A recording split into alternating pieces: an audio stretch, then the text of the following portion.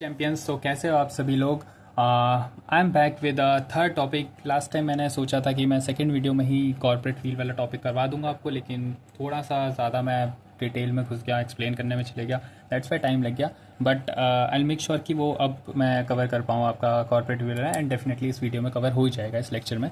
तो last time तक मैंने आपको बता दिया था दैट हमने क्या क्या मैंने आपको एक बार रिविजन दे दूँ तो कॉर्पोरेट फील्ड वाला कॉन्सेप्ट बता दिया था मैंने आपको, एंड ये चीज़ बता दी थी कॉर्पोरेट फील्ड क्या होता है, कॉर्पोरेट फील्ड किस लिफ्टिंग ऑफ कॉर्पोरेट फील्ड वाला कॉन्सेप्ट क्यों आया था। लाइक मैंने आपको सोलमैन वर्सेस सैलमन कंपनी लिमिटेड वाला क्या था, केस लॉ भी बता दिया था। एंड एक छोटा सा आपको मैंने नोटिंग भी दे दी थी कि एक्चुअली गिल्टी पर्सनस को पकड़ने के लिए हमने क्या करते हैं, लिफ्टिंग ऑफ कॉर्पोरेट फील्ड करते हैं।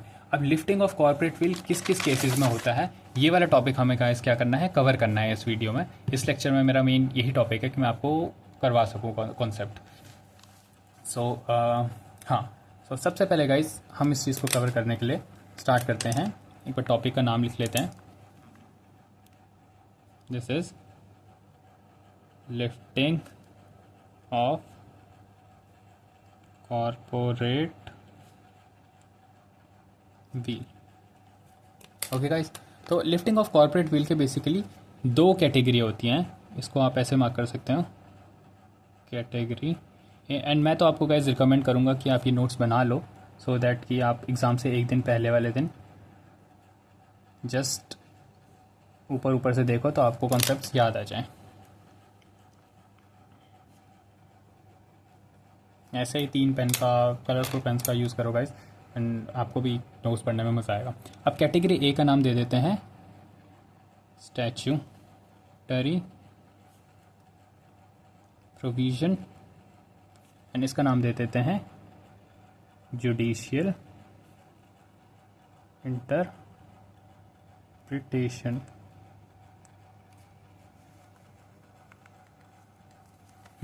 सो गाइज, अब ये होता क्या concept, statutory provisions and judicial interpretations क्या होता है। सो बेसिकली अभी आपको मैं एक कॉन्सेप्ट बता देता हूँ। देखो, अगर मैं जब बात कर रहा हूँ कि लिफ्टिंग ऑफ कॉर्पोरेट व्हील हो रहा है, मतलब जो ये पर्सन है और जो ये कंपनी है, इनके बीच में क्या है, एक पर्दा है। This is called as separate legal entity का पर्दा, सेपरेट लीगल एंटिटी का पर्दा।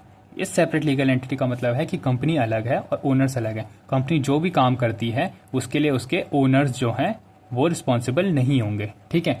लेकिन अगर मैं लिफ्टिंग ऑफ कॉर्पोरेट व्हील कह रहा हूँ, मतलब अब कोई सेपरेट लीगल एंटिटी नहीं है। अब जो भी कंपनी काम करेगी उसके लिए ओनर्स को भी क्या कर लिया जाएगा, पकड़ लिया जाएगा। तो अब आगे से मैं जब भी बोलूँ कि लिफ्टिंग ऑफ कॉर्पोरेट व्हील हो रहा है, मतलब उस केस में क्या हो रहा है कि कंपनी और ओनर्स के बीच में जो सेपरेट लीगल एंटिटी वाला कॉन्सेप्ट है ये हट जा रहा है। अब क्या हो जा रहा है कि ओनर जो है प्योरली लाइबल हो जा रहे हैं कंपनी के एक्शंस के लिए।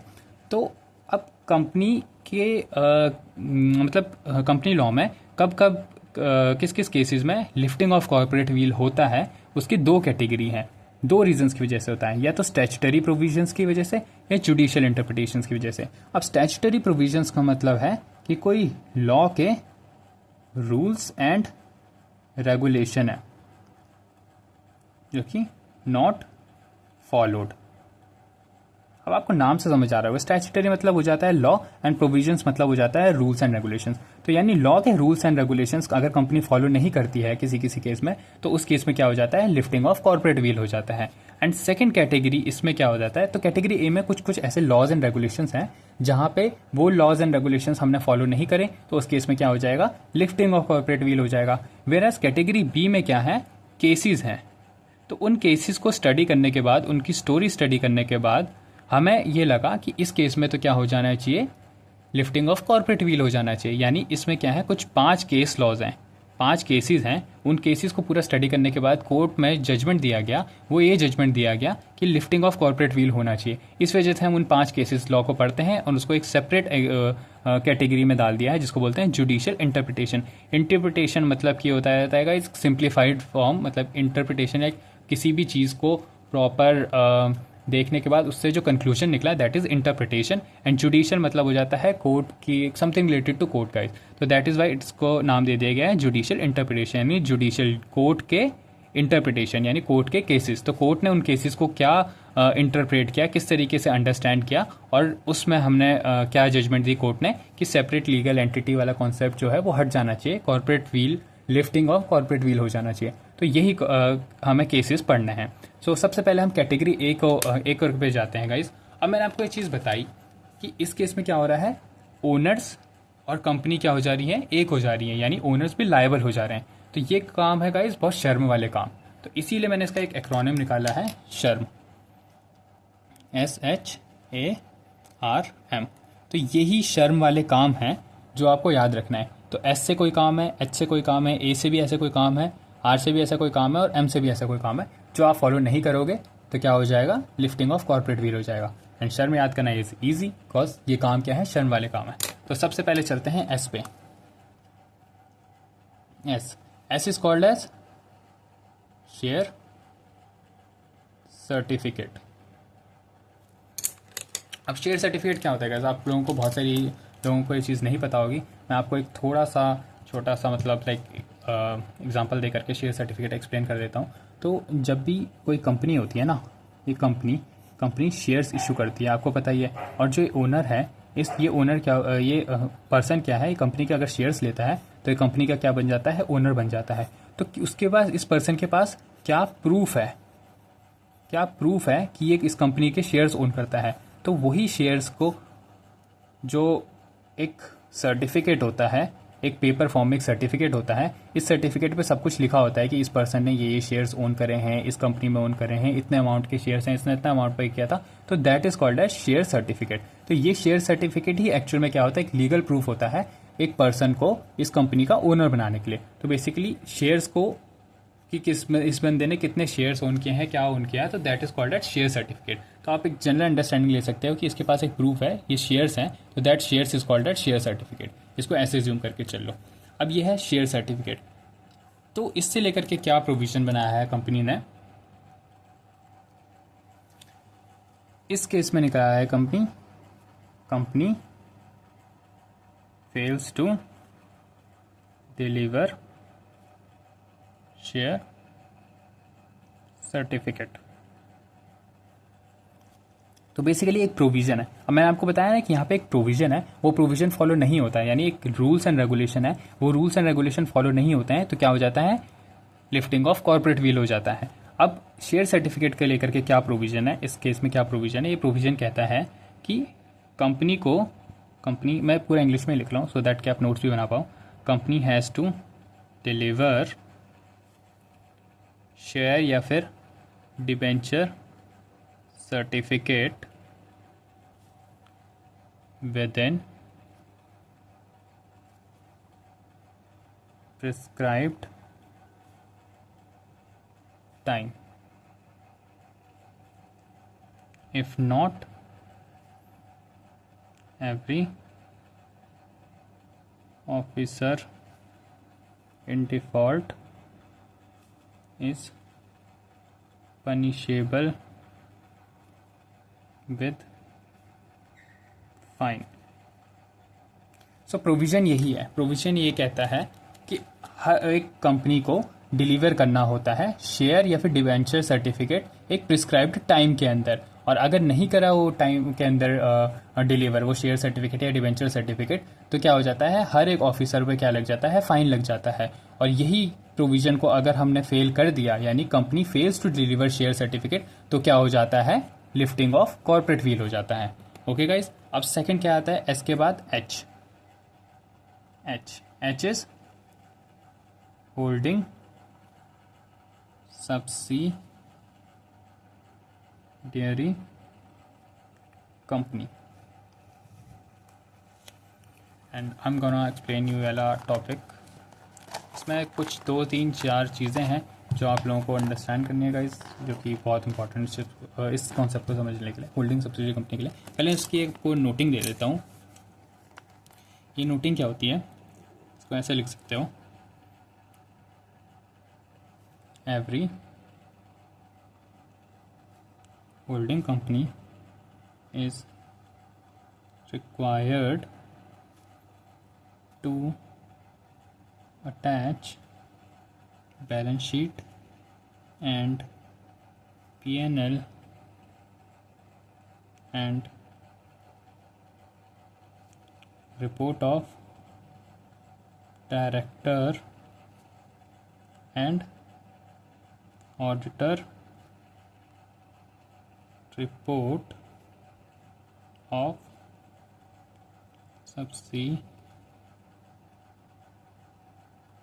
subsidiary company along with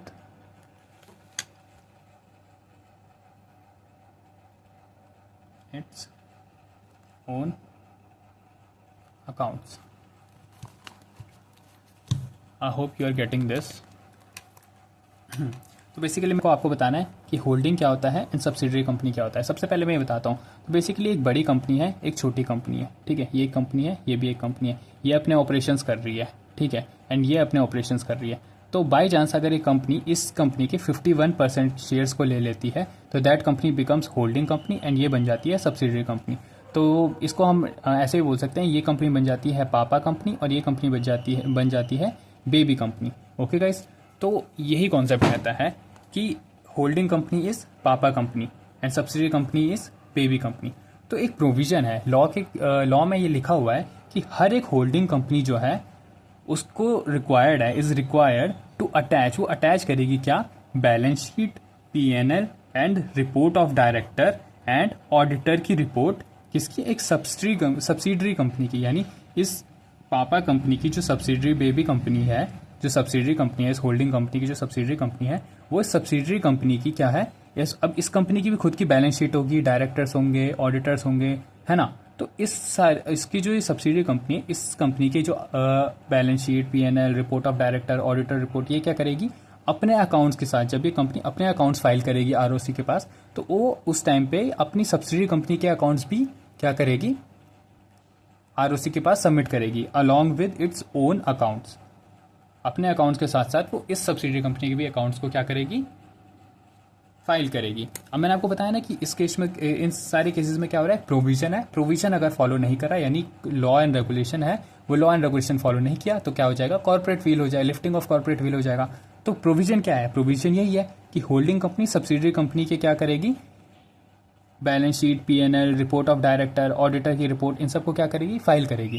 अगर ये नहीं करती है तो इस केस में क्या हो जाएगा, इफ फेल्स, इसको ऐसे लिख सकते हो आप, मैं दूसरे पेन से लिख देता हूँ इस चीज को, इफ फेल्स देन क्या हो जाएगा, लिफ्टिंग ऑफ कॉर्पोरेट व्हील हो जाएगा। यानी कॉर्पोरेट व्हील क्या हो जाएगा, लिफ्ट हो जाएगा। इस केस में क्या हो जाता है कि लिफ्टिंग ऑफ कॉर्पोरेट व्हील का मतलब आपको पता ही है कि जो सेपरेट लीगल एंटिटी वाला कॉन्सेप्ट है वो हटा दिया जाएगा। अब इसमें आपको अगर ये चीज़ नहीं समझ आई है कि दैट ऑडिटर सपोर्ट क्या होती है, तो बेसिकली मैं बता देता हूँ।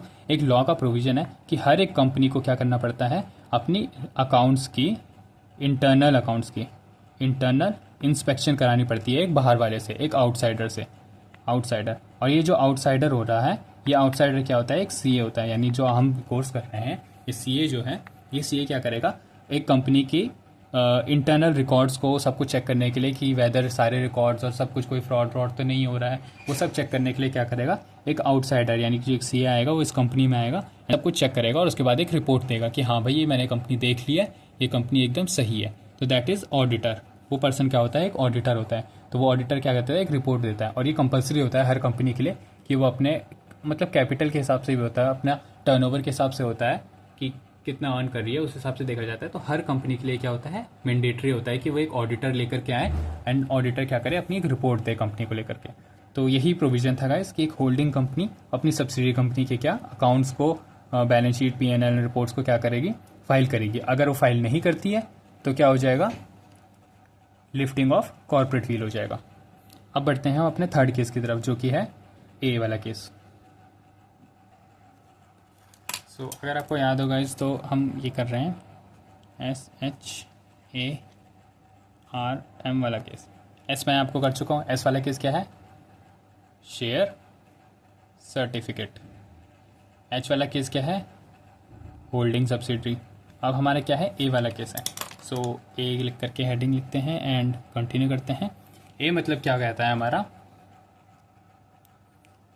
Failure to return application money.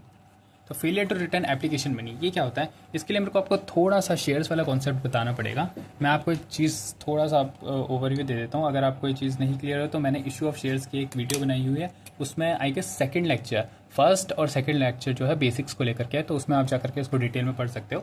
But अगर मैं अभी आपको बता दूँ तो एक जो शेयर होता है ना, ये क्या होता है? एक शेयर का प्राइस होता है। सपोज इसका शेयर का प्राइस क्या है? 10 रुपये। तो कंपनी क्या करती है जब कैपिटल रेस करती है? तो जैसे कंपनी, इसके लिए मैं थोड़ा सा वाइडर कॉन्सेप्ट में यहीं पे बता देता हूँ आपको, कोई बात नहीं, नोट्स ख़राब होंगे, पर आप इस चीज़ को नोट कर लेना। ये एग्जांपल भी नोट कर सकते हो आप। सपोज ये कंपनी है और यहाँ पे क्या है? पर्सनस हैं। तो कंपनी ने क्या किए हैं? शेयर इशू करे हैं। अब कंपनी ने शेयर इशू करे हैं एट द रुपीज़, मान लो 10 रुपये के शेयर इशू करें। तो कंपनी शेयर इशू क्यों करती है? बेसिकली कंपनी को क्या चाहिए होता है? फंड्स चाहिए होते हैं। कंपनी को क्या चाहिए होता है? फंड्स चाहिए होते हैं। तो फंड्स शेयर करने के लिए, इशू करने के लिए, फंड्स रेज करने के लिए कंपनी क्या करती है? शेयर इशू करती है। एंड शेयर के बदले में ये कंपनी को क्या देते हैं? फंड्स दे देते हैं, पैसा दे देते हैं, एंड कंपनी इनको शेयर दे रही है। इसका मतलब कंपनी के क्या बन जा रहे हैं? ओनर बन जा रहे हैं। तो बेसिकली शेयर होता क्या है? शेयर कॉन्सेप्ट क्या होता है? अगेन ये मैं वहाँ करवा चुका हूँ, लेकिन आपको बता देता हूँ।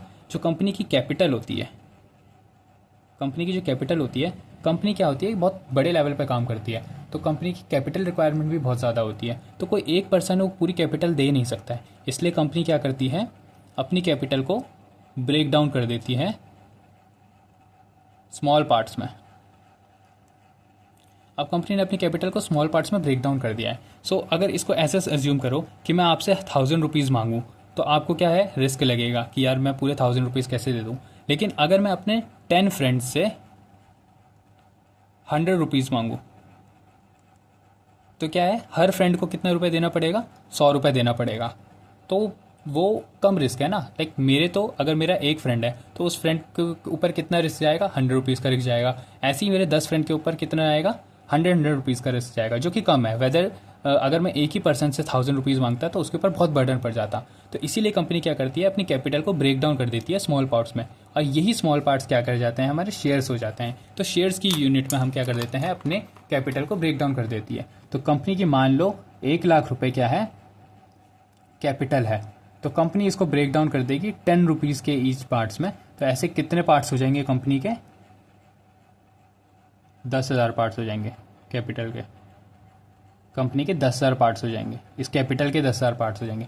अब इस 10,000 पार्ट्स का बेसिकली एक ऐसे मान करके चलो, ये शेयर है, 10,000 पार्ट्स हैं ऐसे, और ये एक पार्ट की वैल्यू क्या है? 10 है। तो इंटू में 10 करेंगे तो ये कितना हो जाएगा? 1 लाख ही हो जाएगा, है ना। तो आप ये चीज़ समझ रहे होगे कि मैंने कंपनी की 1 लाख कैपिटल को 10 रुपीज़ के कितने 10,000 पार्ट्स में डिवाइड कर दिया। तो that is called as share. अब ये जो ये है एक पार्ट है जिसकी वैल्यू 10 रुपये है, ये क्या है? शेयर है। अब कोई एक पर्सन खरीदना चाहे तो वो एक शेयर खरीद सकता है, चाहे उसका मन करे तो वो 3 शेयर खरीद सकता है। तो 3 शेयर खरीदेगा, उसको 30 रुपये देने पड़ेंगे बस। वेदर अगर कंपनी जाती किसी एक पर्सन से 1 लाख मांगती तो उसको बहुत रिस्क पड़ता। इसलिए कंपनी ने क्या कर दिया? छोटे छोटे पार्ट्स में अपनी कैपिटल को डिवाइड कर दिया। अब 10-10 रुपये की कैपिटल है कंपनी की, तो अगर आपकी पॉकेट आपको अलाउ कर रही है तो आप 10 शेयर्स खरीद लो। अब 10 शेयर खरीद लोगे और एक शेयर का प्राइस है 10 रुपये, तो 10 10 100, तो आपको 100 रुपीज़ देने पड़ेंगे कंपनी को, और आपके पास क्या आ जाएंगे? 10 शेयर आ जाएंगे। तो ऐसी 10,000 शेयर्स हैं। तो पर्सनस ऐसे इस तरीके से कंपनी में क्या करते हैं? पैसा इन्वेस्ट कर देते हैं। तो मैं आपको कॉन्सेप्ट बता रहा था कि एप्लीकेशन क्या होता है। यहाँ पे बेसिकली एप्लीकेशन मनी वाला मेरे को आपको समझाना है, तो इसलिए मैं ये पूरा कॉन्सेप्ट समझा रहा हूँ आपको। अब इस केस में क्या हो जाता है? इसको ऐसे ज्यूम करके चलो दैट अब जब कंपनी ने अपनी कैपिटल ब्रेक डाउन कर दी तो कंपनी क्या कर देती है? उनको इन पर्सनस को क्या दे देती है? शेयर्स अलॉट कर देती है। एंड एक शेयर का प्राइस क्या है? 10 रुपये। तो कंपनी कभी भी ना स्टार्टिंग में ही सीधे 10 रुपये नहीं मांग लेती है। जैसे कंपनी ने इनको शेयर्स दिए तो कंपनी ये नहीं बोलती है कि मैंने आपको शेयर दे दिए, मेरे को पूरे 10 रुपये दे दो। कंपनी ये 10 रुपये भी ना पार्ट्स में मांगती है, मतलब स्टेज में मांगती है। अब कैसे मांगती है कंपनी? जैसे कंपनी ने इनको ये शेयर दे दिया। अब एक शेयर पे जैसे ये पर्सन है, इस पर्सन का नाम था सागर, इस पर्सन का नाम क्या है? सागर। अब इस सागर ने क्या किया? एक शेयर लिया है, इसके पास है एक शेयर, तो इसको कंपनी को कितने रुपए देना है? 10 रुपीज़ देना है।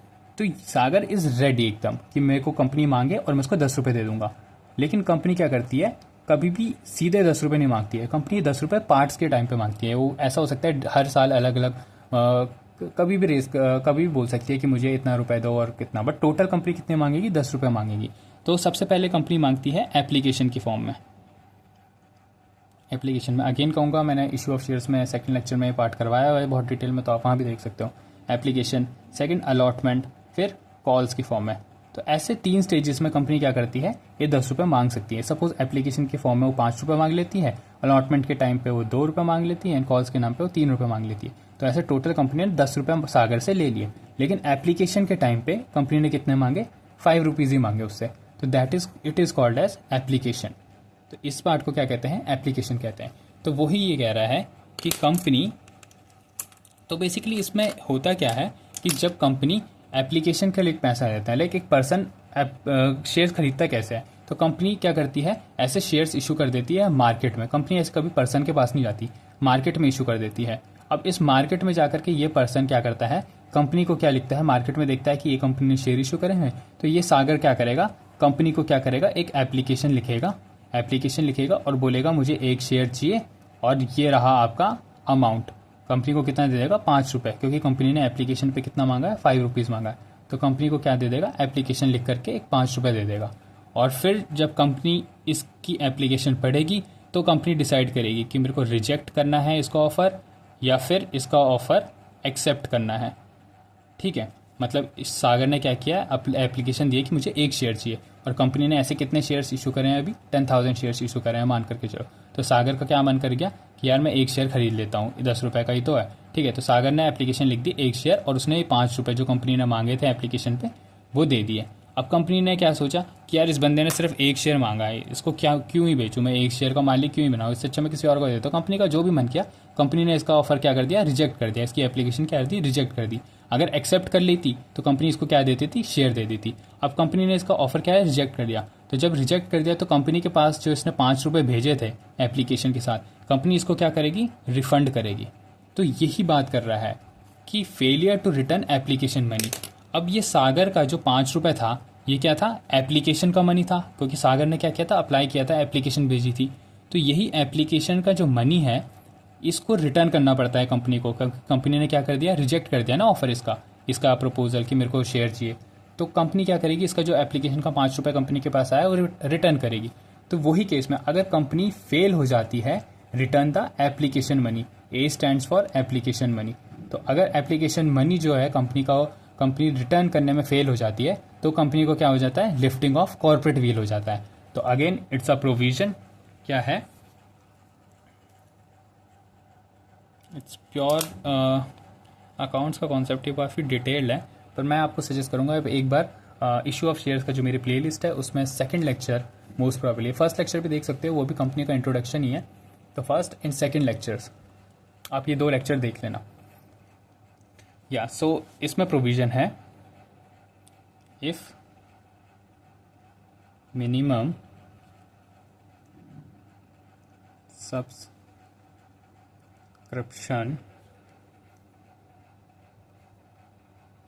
not received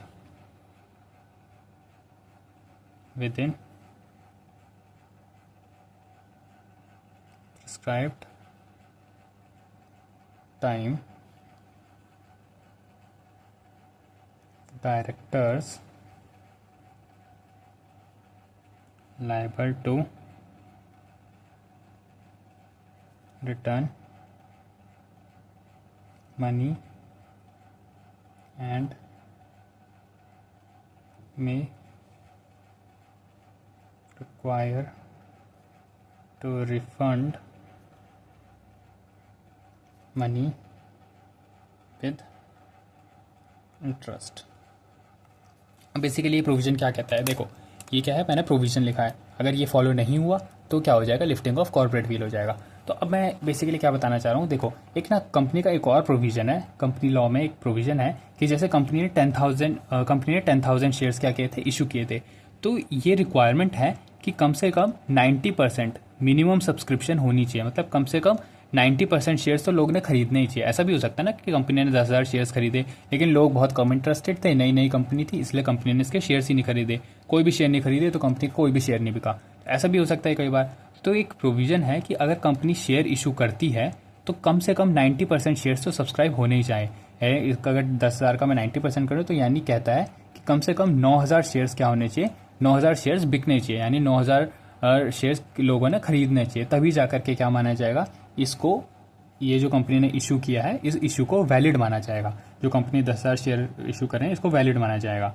अगर 9,000 शेयर्स यानी कि 90% शेयर से कम शेयर्स सब्सक्राइब हुए हैं, मान लो 8,000 शेयर ही लोगों ने खरीदे हैं, है ना, तो अगर सिर्फ 8,000 शेयर्स खरीदे हैं लोगों ने तो तब क्या करा जाएगा, इस इशू को कैंसिल कर दिया जाएगा और कंपनी के जो 10,000 शेयर जो कंपनी ने इशू करें इसको बोल देंगे कि नहीं, तुम दोबारा से कंपनी अपना एडवर्टाइजमेंट करो अच्छे से और फिर दोबारा से शेयर इशू करो, ये वाला इशू तुम्हारा वैलिड नहीं होगा।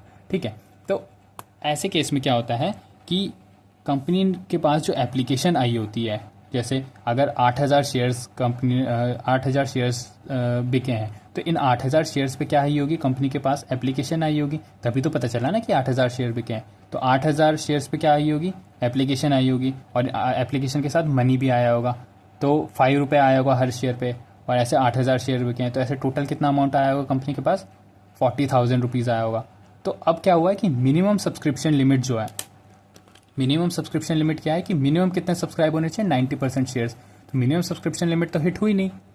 क्या कर दिया कि सिर्फ 80% शेयर्स सब्सक्राइब हुए हैं, सिर्फ 8,000 शेयर सब्सक्राइब हुए हैं। तो इस केस में क्या हो जाता है कि कंपनी को क्या करना पड़ जाता है कि सारा पैसा जो भी एप्लीकेशन पे ये 40,000 रिसीव हुआ है ये वापस करना पड़ जाता है। मैंने एक केस आपको बताया ना कि कंपनी ने रिजेक्ट कर दिया तो रिफंड करना पड़ गया, वैसे ही कई बार ऐसा होता है कि मिनिमम सब्सक्रिप्शन नहीं होता है, जब 90% सब्सक्राइब नहीं होता है, 90% से कम सब्सक्राइब होता है, तब भी कंपनी को क्या है पूरा पैसा वापस करना पड़ जाता है।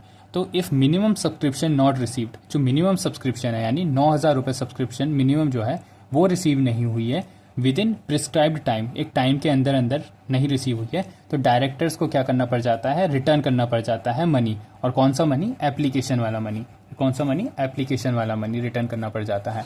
ठीक है, और कभी कभार तो एप्लीकेशन मनी रिफंड करना पड़ता है, किसके साथ साथ, इंटरेस्ट के साथ साथ, यानी अगर डिले हो गया तो इंटरेस्ट के साथ वापस करना पड़ जाता है। तो इट इज़ कॉल्ड एज, अगर यही टाइम पे अगर हम ये प्रोविज़न फॉलो नहीं करते हैं, आप रिफंड नहीं करते हैं, तो क्या हो जाता है, लिफ्टिंग ऑफ कॉरपोरेट व्हील हो जाता है। ठीक है गाइस, ये हो जाता है। अब शर्म हम वाला कर रहे थे, शर्म वाले काम कर रहे थे, एस से शेयर सर्टिफिकेट हो गया, एच से होल्डिंग कंपनी हो गया, होल्डिंग इन सब्सिडरी, ए से हो गया एप्लीकेशन मनी। अब आर आता है हमारा, आर कॉन्सेप्ट क्या कहता है हमारा, यहाँ पे लिखता हूँ मैं आपके लिए, रिडक्शन ऑफ मेंबरशिप। अभी रिडक्शन ऑफ मेंबरशिप क्या कहता है,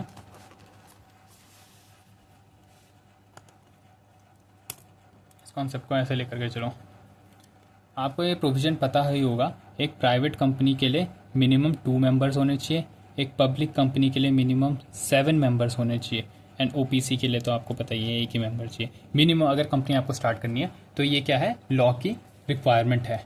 सो क्या होता है कि एक प्रोविज़न है, if at any point of time the minimum number of members in the company falls below the statutory limit, then remaining members have to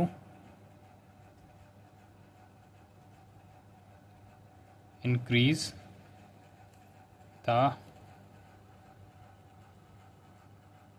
members to the statutory limit within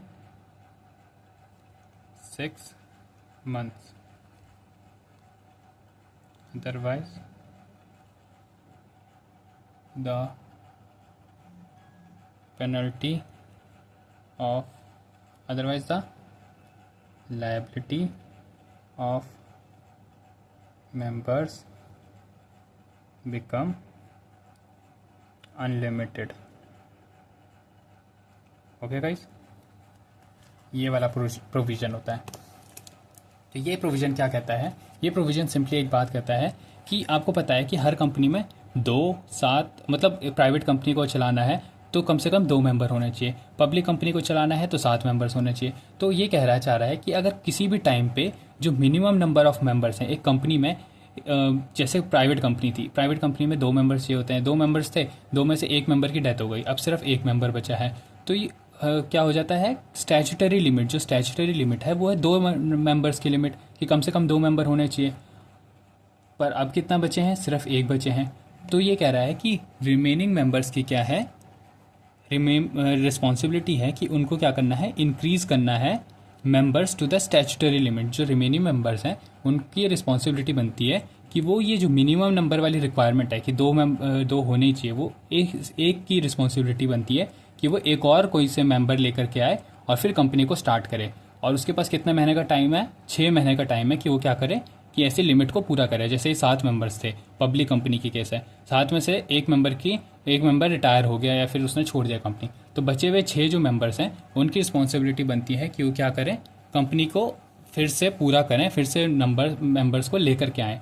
कितने महीने के अंदर? 6 months के अंदर।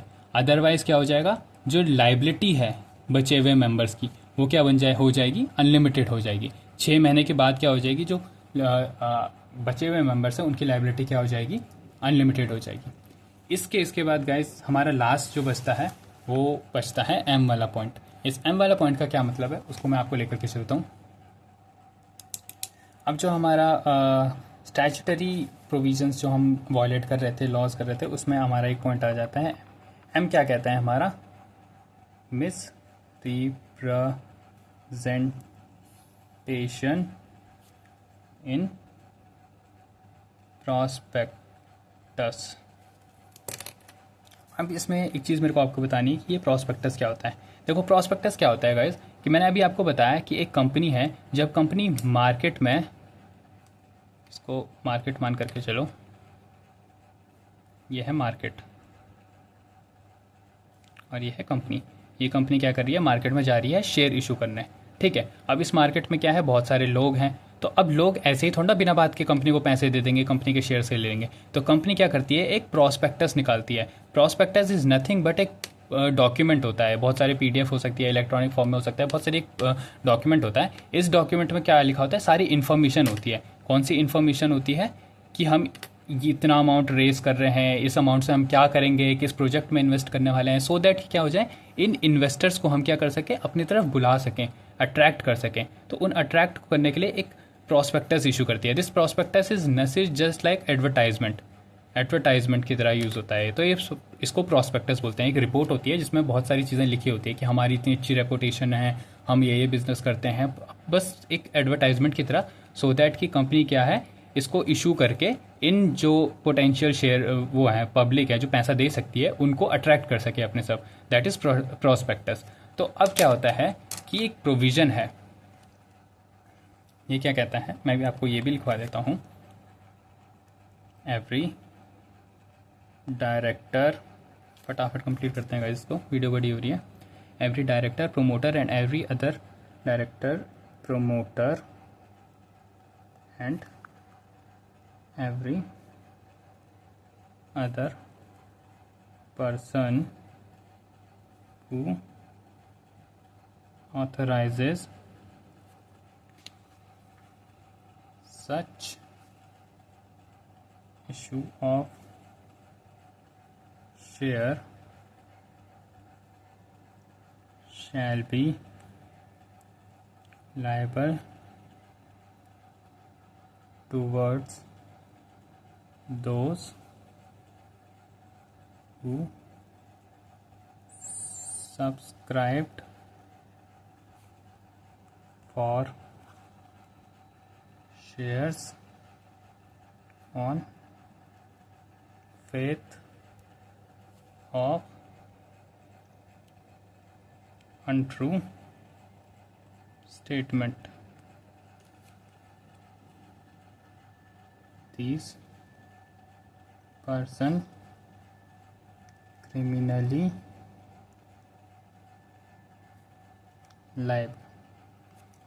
अब इस concept में basically क्या करना चाह रहा है, अगर आप ध्यान से आइडेंटिफाई करो तो हर director, promoter and every other person जो कि ऑथराइज करता है यानी जो कि वेरीफाई करता है सच इशू ऑफ शेयर्स, इस इशू को वेरीफाई करता है जिसमें कि क्या है, प्रोस्पेक्टस ही क्या है, गलत है, प्रोस्पेक्टस कंटेन्स मिस रिप्रेजेंटेशन यानी कुछ अनट्रू स्टेटमेंट लिखा है, तो शैल बी लाइबल, वो पर्सन क्या हो जाएगा, लाइबल हो जाएगा towards those who subscribed for the shares of the faith of untrue statement. अब सपोज करो इस स्टेटमेंट में ये जो कंपनी थी, इस कंपनी ने क्या किए, शेयर इशू करने के लिए प्रोस्पेक्टस इशू किया था। इस प्रोस्पेक्टस में क्या थी, एक रॉन्ग इन्फॉर्मेशन थी कि इस कंपनी ने बोला था कि हम अभी तक जितनी भी साल हमने काम किया है 10 साल से हम कर रहे हैं और 10 साल से प्रॉफिट ही कमा रहे हैं। तो सपोज इस कंपनी ने ऐसा लिखा था अपने प्रोस्पेक्टस में, लेकिन जो कि क्या थी, एक अनट्रू स्टेटमेंट थी, एक्चुअल में वो 10 साल से लॉस में चल रहे थे, तो कंपनी ने बस फेक इन्फॉर्मेशन लिख दी। अब ये जो पर्सन था, इस पर्सन को लगा कि यार कंपनी 10 साल से प्रॉफिट कमा रही है, मैं पैसा लगा देती हूँ, लेकिन फिर जब बाद में पता चला तो ये पता चला कि ये 10 साल में प्रॉफिट वाली बात क्या थी, झूठी थी। तो अब कंपनी क्या हो जाएगी, कंपनी के जो डायरेक्टर हैं, प्रोमोटर हैं और जो अदर पर्सनस हैं जिन्होंने ऑथराइज किया है ये प्रोस्पेक्टस को कि हाँ ये प्रोस्पेक्टस इशू कर दो, सब कुछ पढ़ने के बाद ये देखा कि ये प्रोस्पेक्टस इशू कर दो, वो क्या हो जाएंगे, लायबल हो जाएंगे उन लोगों के लिए जिन्होंने सब्सक्राइब करा किस चीज़ को देख करके, वो अनट्रू स्टेटमेंट को देख के, ये अनट्रू स्टेटमेंट को देख करके ऐसे इस पर्सन ने किया, ऐसे बहुत सारे और पर्सन्स भी थे। तो जितने पर्सन ने इस स्टेटमेंट को देख करके जो कि गलत थी उसको देख करके कंपनी में पैसा लगाया, उन सब के लिए ये पर्सन्स क्या हो जाएंगे, लाइबल हो जाएंगे। और ये पर्सन्स क्या है, क्रिमिनली लाइबल है, यानी उनके अगेंस्ट क्या हो जाएगा, क्रिमिनल प्रोसीडिंग स्टार्ट हो जाएगी, धोखाधड़ी की प्रोसीडिंग स्टार्ट हो जाएगी। तो यही था गाइस हमारा स्टैट्यूटरी प्रोविजंस में। इसको एक बार समराइज कर देते हैं। मैंने आपको बताया था कि लिफ्टिंग ऑफ कॉरपोरेट व्हील में 2 कैटेगरी होती हैं, एक कैटेगरी ए और एक category B. Category A is statutory provisions, category B is judicial interpretations. And category A में हमने क्या याद करा था अभी तक, शर्म वाले काम, शर्म वाले काम। एस से क्या आ जाता है, S H I am sorry ARM, शर्म वाले काम। एस से क्या आ जाता है हमारा, एस से आ जाता है शेयर सर्टिफिकेट। एच से क्या आ जाता है हमारा, होल्डिंग एंड सब्सिडरी कंपनी। ए से क्या आ जाता है हमारा, एप्लीकेशन मनी। आर से क्या आ जाता है हमारा, फॉरगेटिंग दिस, आर से आ जाता है हाँ reduction of membership. And M से आ जाता है हमारा misrepresentation in prospectus. Next video में हम करने वाले हैं गाइज जुडिशियल इंटरप्रिटेशन। इसमें हम क्या करने वाले हैं, प्योर केस लॉज पढ़ेंगे 5, उन केस लॉज को बहुत डिटेल में करेंगे and I will make sure कि आप एग्जाम में भी वो चीज़ लिख करके आओ। तो मेरे एग्जाम में जुडिशियल इंटरप्रिटेशन से एक क्वेश्चन बना था। So this topic is important guys.